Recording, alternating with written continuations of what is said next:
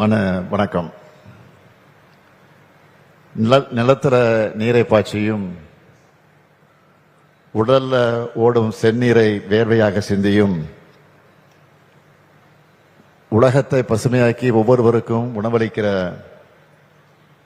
விவசாயிகளோட இருக்கும்போது சிந்தனையும் செயல்களும் பசுமையா ஆகுது.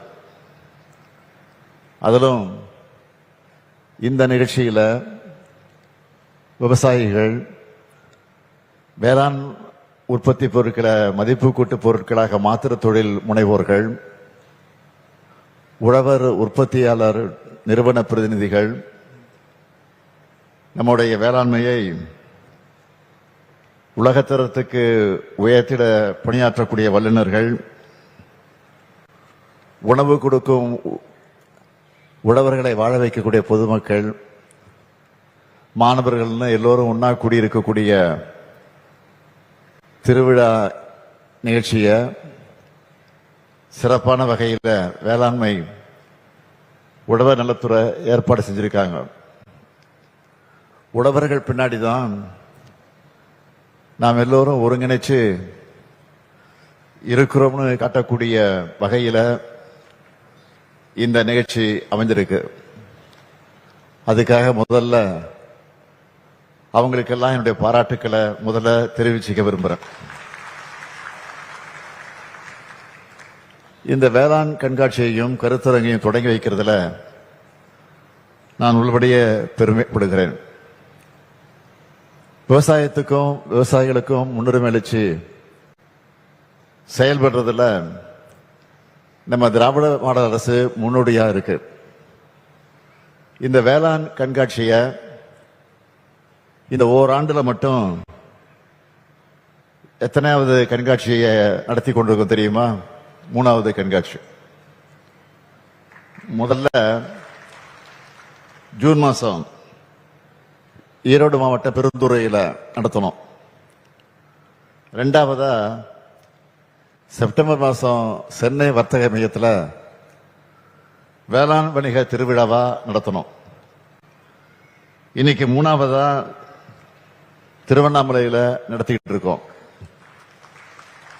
பொதுவா உழுதவன் கணக்கு பார்த்தா உலக கூட மிஞ்சாதுன்னு சொல்லுவாங்க.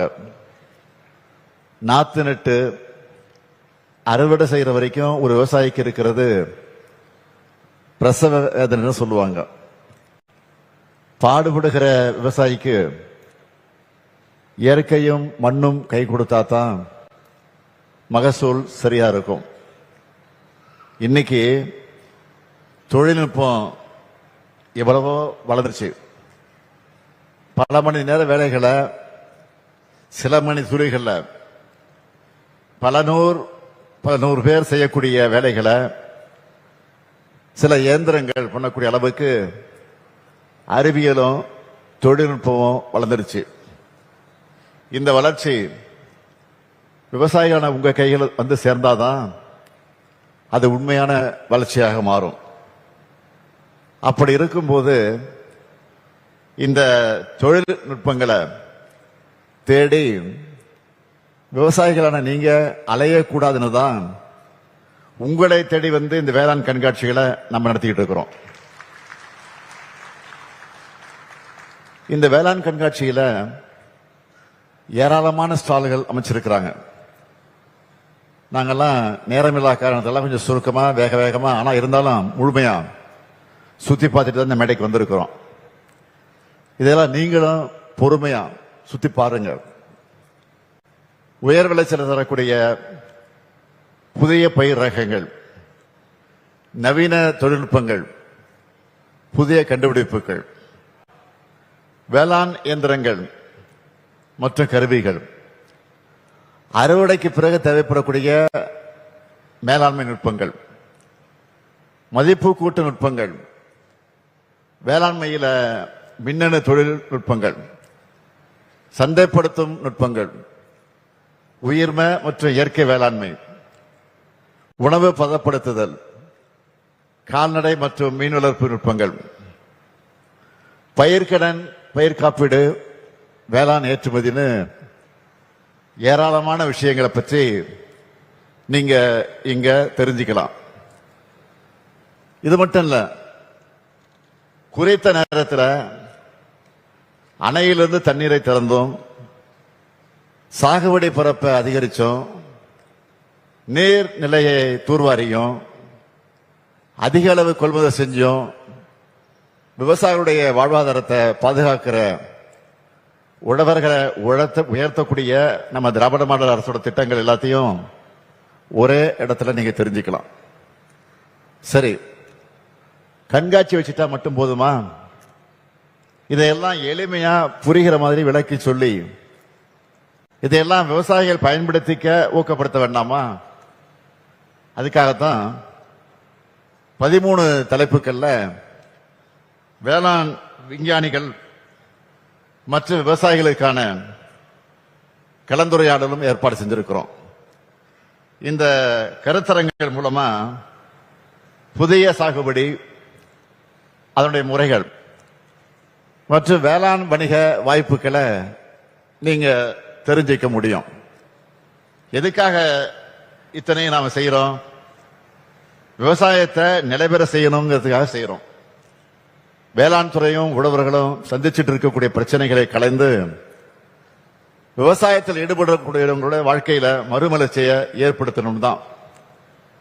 நாம ஆட்சி பொறுப்பேற்ற உடனே வேளாண்மை துறைன்னு இருந்த பெயரை வேளாண்மை மற்றும் உழவர் நலத்துறைன்னு மாத்தணும். சிலர் பேரெல்லாம் இஷ்டத்துக்கு மாத்துவாங்க.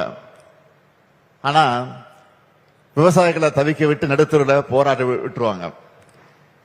இன்னும் சிலர் விவசாயி வேடம் போட்டுக்கிட்டு அரசியல் பண்ணுவாங்க. ஆனா விவசாயிகளை பாதிக்கிற சட்டங்களை ஆதரிப்பாங்க, விவசாயிகளுடைய போராட்டத்தை கொச்சைப்படுத்துவாங்க. ஆனா நம்ம திராவிட மாடல் அரசுல விவசாயிகளுடைய நலனும் வளர்ச்சியும் தான் முக்கியம். அதனால்தான் பயிர் உற்பத்தி திறன் ஆகியவற்றை உயர்த்தி விவசாயிகளுடைய வருமானத்தை அதிகரிக்க வேண்டும் என்று நினைச்சோம். அதுக்காக வேளாண்மைக்குன்னு தனி பட்ஜெட்டை போட ஆரம்பிச்சோம். இது வரைக்கும் ஏராளமான திட்டங்கள் அறிவிச்சு 5, அதாவது அக்ரி பட்ஜெட், வேளாண்மை துறையுடைய மானியம் பட்ஜெட், 5 அக்ரி பட்ஜெட்டை தாக்கல் செஞ்சிருக்கிறோம். இந்த 5 அக்ரி பட்ஜெட்டையும் சேர்த்து உங்களுக்காக ஒதுக்கி இருக்கக்கூடிய நிதி எவ்வளவு தெரியுமா? 1,94,000 கோடி ரூபாய் உங்களுக்காக ஒதுக்கி இருக்கக்கூடிய தொகை. இதுல 5வது லேட்டஸ்டா பட்ஜெட் போட்டோம்ல, இந்த வருஷத்துக்கு 5வது அக்ரி பட்ஜெட் மட்டும் 45,661 கோடி ரூபாய் ஒதுக்கி இருக்கிறோம். இது 2021-22 ஒப்பிட்டா 33 விழுக்காடு அதிகம். அதுக்காக நான் கேட்க விரும்புவது, அது மட்டும் வளர்ந்து வரக்கூடிய தொழில்நுட்பங்களுக்கு ஏற்ப விவசாயத்தை அடுத்த கட்டத்துக்கு கொண்டு போகணும். தேவையான மின்னணு சாகுபடி தொழில்நுட்பங்கள், பாதுகாக்கப்பட்ட சூழல் சாகுபடி, நன்னெறி வேளாண் முறைகள், சந்தைசார் சாகுபடி, உணவு பதப்படுத்துதல், எல்லாத்துக்கும் திட்டங்களை வகுத்து இன்னைக்கு நாம செயல்படுத்திக்கிட்டு இருக்கிறோம். கடந்த 5 வருஷமா மேட்டூர் அணைய கரெக்டா திறக்கிறோம். அதோட 20 லட்சம் விவசாயிகள் பயனடையக்கூடிய வகையில் 481 கோடி ரூபாய் செலவுல குறுவை சிறப்பு தொகுப்பு திட்டம் கொண்டு வந்திருக்கிறோம். இந்த ஆண்டு முதல் முறையா டெல்டா அல்லாத மாவட்டங்கள்ல கார், குறுவை, சொர்ணவாரி பருவங்கள்ல நெல் சாகுபடிக்கான சிறப்பு தொகுப்பு திட்டத்தை 132 கோடி ரூபாயில செயல்படுத்தி இருக்கோம். கிராமங்கள்ல உழவு தொழிலை வலுப்படுத்த வேண்டும்னு அனைத்து கிராம அண்ணா மறுமலர்ச்சி திட்டத்தோட இணைச்சு 5 ஆண்டு திட்டமா கொண்டு வந்தது கலைஞரின் அனைத்து கிராம ஒருங்கிணைந்த வேளாண் வளர்ச்சி திட்டம். 12,525 கிராம ஊராட்சிகளையும் செயல்படுத்தக்கூடிய இந்த திட்டத்தால 54,701 ஏக்கர் தரிசு நிலங்களை சாகுபடிக்கு கொண்டு வந்திருக்கிறோம். இப்படி நம்ம அரசுடைய சாதனைகள் ஏராளமா இருக்கு. ஹைலைட்ஸா இன்னும் சிலவற்றை மட்டும் நான் சொல்லணும்னா, விவசாயியுடைய நலனையும் காக்கணும், மக்களுக்கு தரமான உணவு கிடைக்கிறதையும் உறுதி செய்யணும்னு பாரம்பரிய வேளாண் சாகுபடிக்கு முக்கியத்துவம் அளித்து 320 கோடி ரூபாய் நிதி ஒதுக்கீட்டில் 27 லட்சம் விவசாயிகள் பயனடையக்கூடிய வகையில் மண்ணுயிர் காத்து மண்ணுயிர் காப்போம் திட்டத்தை செயல்படுத்திக்கிட்டு இருக்கோம். விவசாயிகள் தங்களுடைய நிலத்தை பற்றி அறிந்து உரமிடணும். தமிழ் மண்வளம் இணைய முகப்பை உருவாக்கி இருக்கிறோம். அதுக்காக 2022 இருந்து 43,017 ஏக்கர் பரப்புல சாகுபடி செய்கிற வகையில 800 மெட்ரிக் டன் பாரம்பரிய நெல் விதைகளை 67,651 விவசாயிகளுக்கு விநியோகம் செஞ்சிருக்கிறோம். முந்தைய ஆட்சியாளர்கள் கண்டுக்காம கைவிட்ட 125 உழவர் சந்தைகளை நவீன வசதியோடு புனரமைச்சதோடு 14 உழவர் சந்தைகளையும் நாம் அமைச்சிருக்கிறோம். பனை வளங்களை பாதுகாக்கிற பனை மேம்பாட்டு இயக்கம், உழவர் செயலி, வாடகை செயலின்னு ஏராளமான திட்டங்களை செயல்படுத்திக்கிட்டு இருக்கோம். வேளாண் உழவர் நலத்துறை சார்பில் செய்யப்பட்டிருக்கூடிய திட்டங்களை பற்றியும் முன்னெடுப்புகளை பற்றி சொல்லணும்னா, நம்முடைய மாண்புமிகு அமைச்சர் MRK பன்னீர்செல்வம் அவர்கிட்ட கேட்டப்போ அவர் ஒரு பெரிய லிஸ்டைய டீட்டெயிலாக கொடுத்துட்டாரு. அதுல இருந்து தான் கொஞ்சம் நான் இப்ப சொல்லியிருக்கேன். அதுல முக்கியமான முத்தாய்ப்பான ஒரு விஷயம், இந்த 5 ஆண்டுகள புதுசா 1,82,000 புதிய இலவச மின்சார இணைப்புகள் கொடுத்து கூடுதலா 3.6 லட்சம் ஏக்கர் விவசாய நிலங்களுக்கு பாசன வசதியை ஏற்படுத்தி தந்திருக்கிறோம். உங்க விளைச்சல மட்டும் இல்ல, உங்க துன்பத்தில் மட்டும் துணையா நிக்கிறவங்க தான் நாங்க. அதனாலதான் 5 ஆண்டுகள்ல இதுவரைக்கும் 32.81 லட்சம் ஏக்கர்ல ஏற்பட்ட வேளாண் மற்றும் தோட்டக்கலை பயிர் சேதத்துக்கு 20,84,000 விவசாயிகளுக்கு 1,631 கோடியே 76 லட்சம் ரூபாயை நிவாரணமாக வழங்கி இருக்கிறோம்.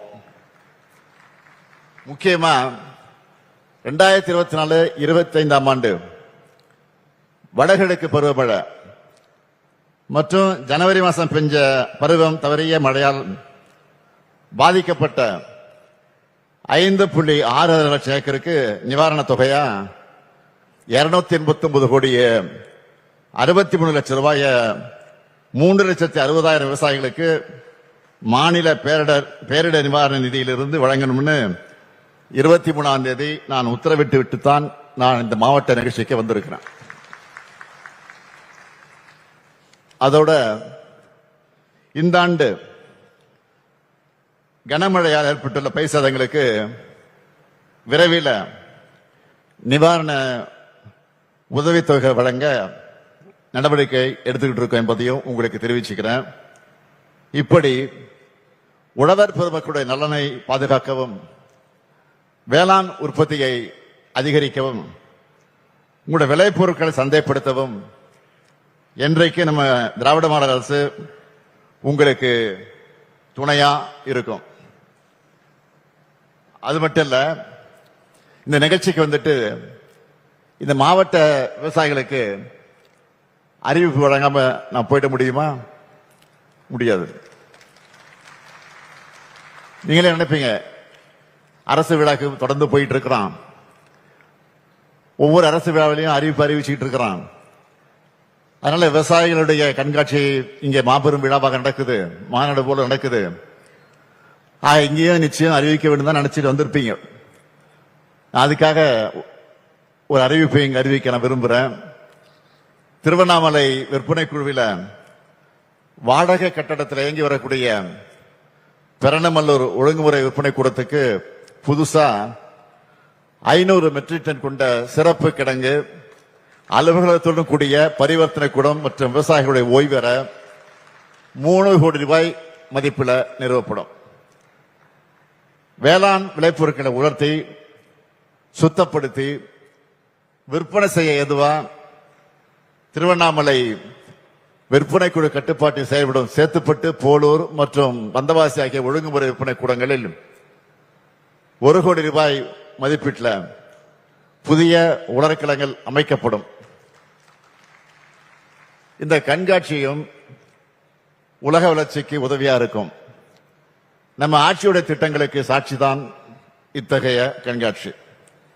எனவே இந்த கண்காட்சியில பார்க்கிற பயனுள்ள தகவல்களை, தொழில்நுட்பங்களை விவசாயிகளான நீங்க சிறப்பா பயன்படுத்தி அதிக விளைச்சலையும் விலையும் பெற்று முகத்திலையும் உள்ளத்திலையும் புன்சிரிப்போடு வாழணும் வாழ்த்தி உங்களுக்காக திராவிட மாடல் அரசு இருக்கு, ஏன் இந்த முத்துவேல் கருணாநிதி ஸ்டாலின் இருக்கேன் என்று உறுதியளித்து விடைபெறுகிறேன். நன்றி, வணக்கம்.